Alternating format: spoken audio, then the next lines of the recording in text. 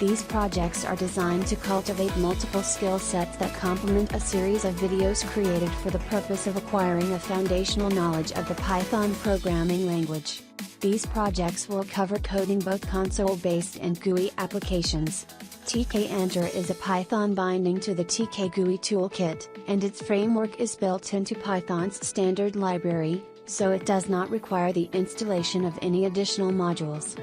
This makes tk-enter a convenient choice for building graphical interfaces for Python applications.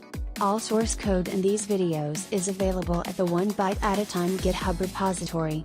You will find a link to the code used in each video beneath it, in its description and comments section.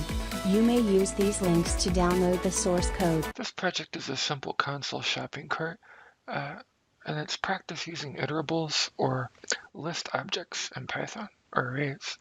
So we have some global lists declared here. And inside of our methods, we're just going to iterate through them in a loop. So order choice.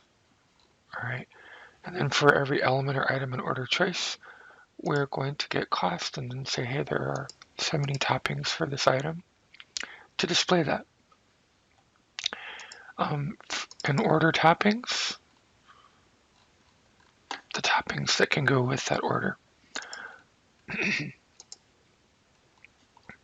we're going to display what the toppings are in the menu, and